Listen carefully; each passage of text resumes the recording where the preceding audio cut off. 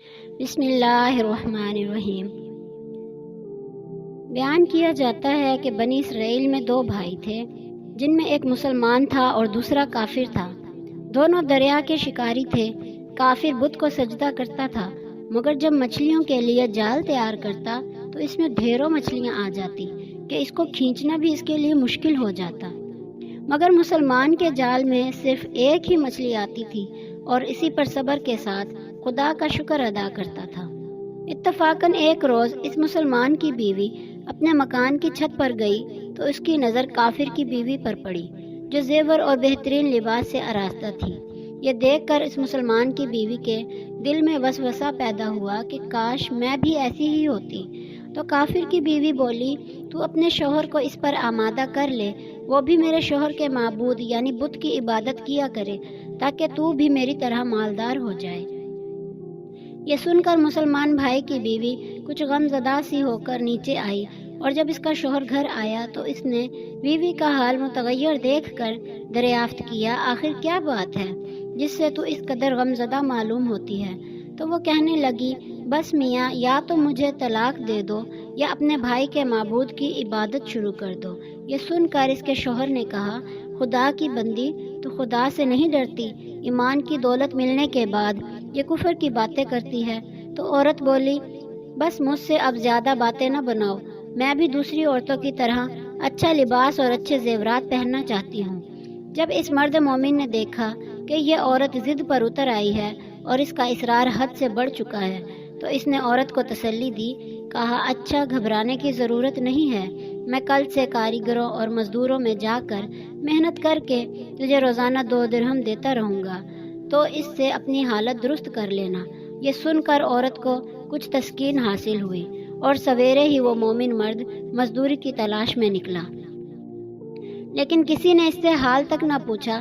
یہ دیکھ کر وہ دریا کے کنارے پہنچا اور شام تک اللہ کی عبادت میں مصروف رہ کر رات کو جب گھر آیا تو بیوی نے دریافت کیا، آج تم کہاں تھے؟ وہ کہنے لگا، میں بادشاہ کی خدمت میں مصروف تھا، اس نے مجھ سے 30 دن کام کرنے کی شرط کی ہے۔ عورت نے کہا کہ آخر وہ بادشاہ تم کو کیا دے گا؟ تو اس نے جواب دیا کہ میرا بادشاہ بڑا کریم ہے اور اس کے خزانے مال و دولت سے بھرے ہوئے ہیں، وہ مجھے وہ دے گا جو میں چاہوں گا۔ چنانچہ اس طرح برابر وہ اپنے معبود برحق کی عبادت میں مصروف رہا، اور 30ویں رات ہوئی تو بیوی نے کہا، سنو میاں، اگر کل تم نے مجھے مزدوری لا کر نہ دی تو تم مجھے لازمی طلاق دے دینا۔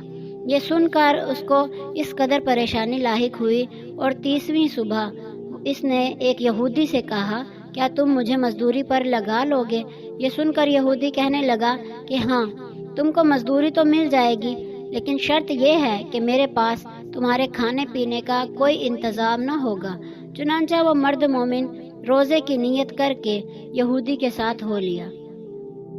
اللہ تعالیٰ کے حکم سے ایک فرشتہ 29 اشرفیاں ایک نورانی طباق میں لے کر اس کی بیوی کے پاس پہنچا اور کہنے لگا، میں بادشاہ کا قاصد ہوں، اس نے یہ اشرفیاں لے کر مجھ کو تیرے پاس بھیجا ہے اور فرمایا ہے کہ تیرا شوہر ہمارے پاس کام میں تھا، ہم نے اس کو نہ چھوڑا، یہاں تک کہ اس نے ہم کو چھوڑ دیا اور یہودی کے پاس چلا گیا۔ اگر وہ ہمارا کام کرتا تو ہم اس کو اور زیادہ اجرت دیتے، بس یہ ایک اشرفی کی کمی اسی وجہ سے ہے۔ چنانچہ وہ عورت ان اشرفیوں میں سے ایک اشرفی لے کر بازار گئی۔ سنار نے اس کی 1000 قیمت عورت کے ہاتھ میں رکھ دی، اور جب وہ شام کو وہ مومن مرد گھر واپس لوٹا تو عورت نے اس سے دریافت کیا، آج تم کہاں تھے؟ اس نے جواب دیا کہ آج میں ایک یہودی کے کام پر گیا ہوا تھا۔ تو بیوی کہنے لگی کہ آخر بادشاہ کی خدمت ترک کر کے تم دوسرے کی خدمت کیوں کرتے ہو؟ پھر اس کو اشرفیوں کا واقعہ سنایا، جس کو سن کر وہ مرد مومن روتے روتے بے ہوش ہو گیا، اور جب اس کو ہوش آیا تو بیوی سے کہنے لگا، افسوس کہ میں بادشاہ 2 جہاں کی خدمت کا حق اپنے اوپر لازم نہ گیا۔ اس کے بعد اس شخص نے عورت کو چھوڑ دیا اور پہاڑوں پر چلا گیا، جہاں خدا کی عبادت میں مصروف رہ کر اس کا انتقال ہو گیا۔ اللہ تعالیٰ اس پر اپنا رحم فرمائے، آمین۔